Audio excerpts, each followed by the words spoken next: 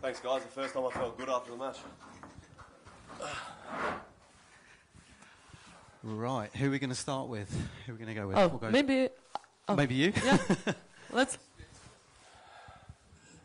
Nick, congrats on the win, and you spoke about how monumental this match is and how the impact is going to be on the world of tennis. Just a couple of words on Sabalenka, the player, and what would some of the challenges that you faced in understanding her game, everything aside from the court size, etc. Yeah, I think let's address, her as a player. She's, phenomenal, to be honest. I think the greatest thing about her is her mindset.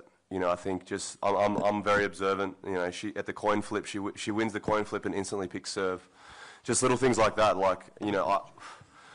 to go out there and wanting to serve first in such a format and such a, as you said, such a cultural moment shows that she has zero doubt in her ability, and that just shows me and proves as to why she's been so successful. She genuinely believes that she could have gone out there and beat me tonight. And look, it was a super competitive match. Like, she broke me 4 or 5 times.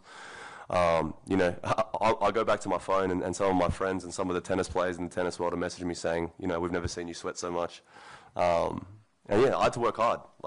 Nothing came easy out there. It was incredibly high level.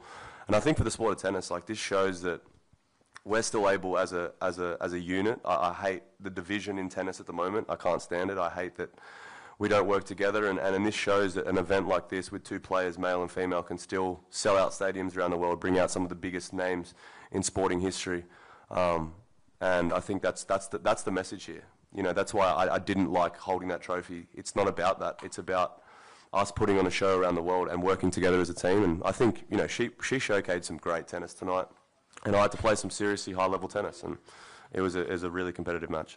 Nick, I just want to pick up on one point that you made, the division that you hate seeing. Is there anything that you could do off the court that, that you as an individual, or you would say some of your team, some of your colleagues, is there anything that you can do to lessen this division that you said? Moments like this, I don't understand as to why, we had a small comment about this event, months ago, and it's all that was talked about.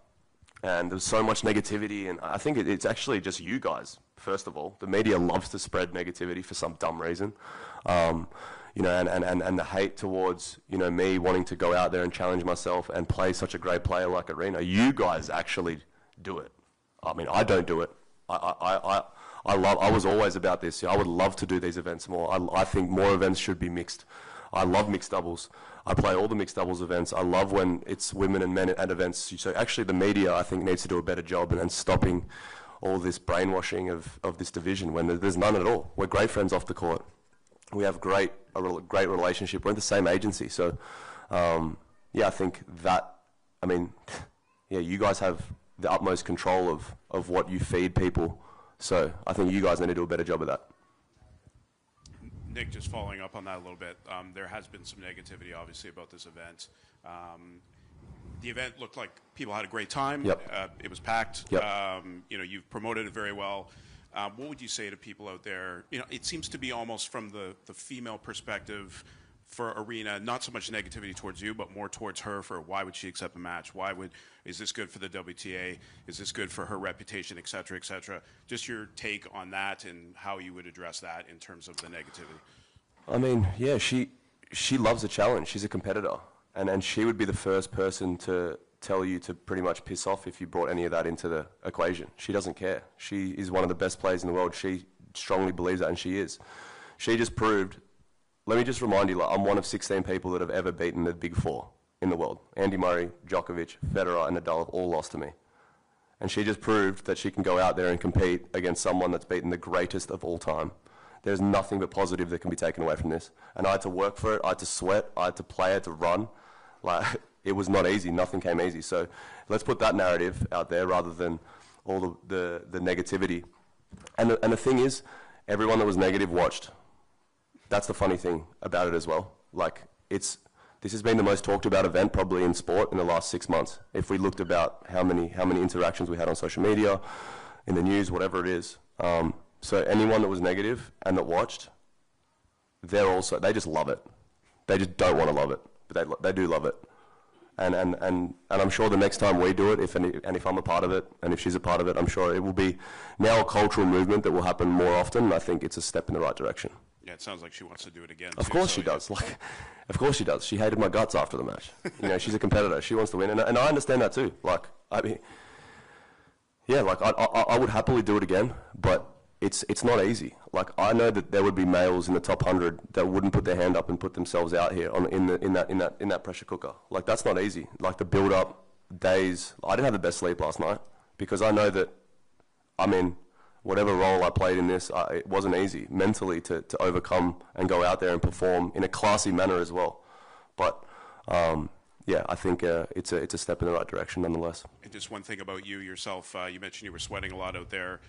Looks like you were fitness-wise, you were all right, but just how do you feel you are after the match? I was all right. Well, it looked like you were doing fine out there. Like okay, that's better. Yeah. Yeah, thanks. I mean, I'm not going to take shit. Yeah, you won.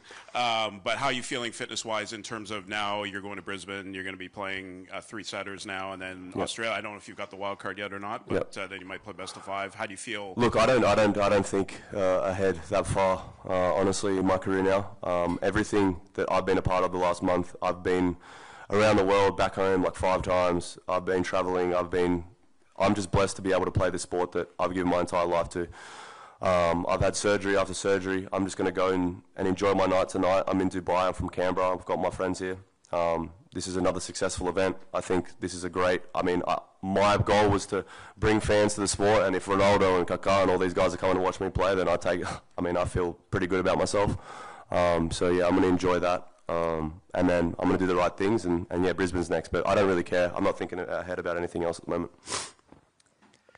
Just a quick one from me, Nick. Yep. Obviously, like you said, you're in Dubai, ending the year here. You got your friends and stuff out here with you. Dubai turned up tonight. It was sold out arena. They were here to see you and Aryna and to see an incredible match. Yep. How did you feed off of that energy, and what was it like being here at the Coca-Cola Arena? Yeah, it's surreal. Like, it really is. If you take a step back, like if I look at her journey, where she's from, and my journey, and we've sold out Madison Square Garden, now it's a Coca-Cola Arena, like we're literally living every tennis player's dream. Like, to not play on backcourts, like we're selling out stadiums around the world, and this is what we take from it. Like, she's the best player in the world, and I may not be the player I once was, but we're still able to do some amazing things. And that's special. Like, that's the narrative. Like, we entertained tonight. The level was incredible. We're both working hard. Everyone had a great time. Celebrities came out. Like, how on earth could there be a negative narrative? Like, it baffles me. But yeah, like, all credit for her to taking the challenge. It's not easy, by the way. Like, there's a lot of pressure, and I feel as if there has to be the right 2 people to do it. Like, they have to have chemistry, they have to have each other's back, because we were under a lot of negativity, as you said, like leading up to this as well. It wasn't easy just going out there and executing. So yeah, I mean, it's not easy. And a great advert for tennis across the globe, right? Well, yeah, like, I mean, she hit some unreal shots, like, and she enjoyed herself. It was probably the most epic walkout I think I've ever seen. I love how I came in on a camel, and she came in pretty much on like the most epic thing I've ever seen. But it's all right. I'm okay with coming from the dirt. Do we have any more questions? Here we go. Hi, Nick, Tara here. Actually, you brought the energy. What was going through your mind when you decided to mix it up with big serves? And any funny moment if you want to share with us after this match? Yeah, I mean, look, the first set was high level.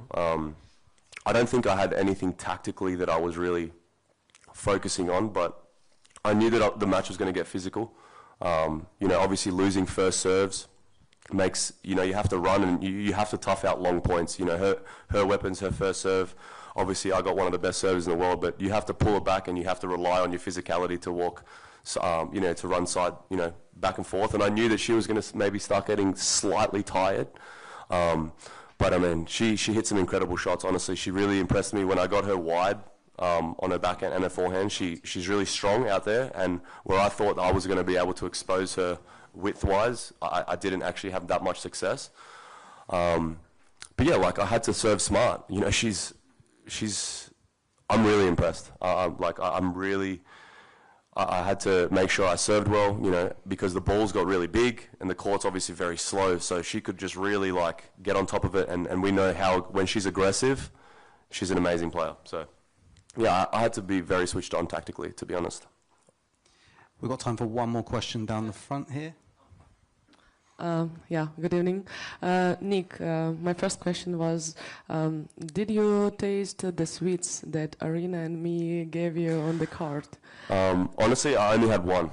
Oh, okay, so maybe it helped you today? No. No? Look, I will have a couple tonight. I think I earned it. I think I earned to have some more chocolates tonight. But no, I've been very professional the last couple of weeks. I mean, I've been traveling a lot, and I didn't take this lightly at all. You know, I've played some of the biggest matches in the world, and I've had monstrous nights out. Like, I've gotten home at some ridiculous hours, but I've been so professional, and that's credit. That's respect to this event and to Aryna. Like, I didn't take her lightly at all, and it showed tonight. Like, I didn't have room to move. Like, as in, like, I had to be switched on, and that's what it was. So no, I'm going to have the chocolates tonight, to answer the question. Yeah, a lot of my friends who play in tennis, like not professional guys, you know, in my city, will be so happy that you will try the same sweets that we eat every day. I'm going to have them tonight, that's for sure. Actually, next question, I'll read it because my English not so good. Okay, sorry. it's okay. Alex Bublik is in his podcast was questioning your ability to represent the whole men's tennis and do that seriously. Did you feel the responsibility before the game? It's interesting comments for someone that's molded their entire game about me, but yes, I mean, we're all thinking it. Someone had to say it. But yeah, look, I felt pressure. Of course, no, Bublik's a great friend of mine, and let me start by saying, to see him and how well he's done the last year, it's been incredible to see, and I've always known that he had the ability to do these amazing things and achieve these amazing things. But yeah, look, Bublik, and let me tell you, there have been some players messaging me day in, day out, leading up to this event, saying, "You're representing us. You can't," like, it was serious pressure. Bublik was not just the only one. I'm not going to mention names because they've been harassing me for days and weeks. But yeah, it was tough. It wasn't easy. Bublik's next. Hey, you go next. You go next. Easy. Great. No worries. Thanks, everyone. Appreciate it. Cheers. Cheers.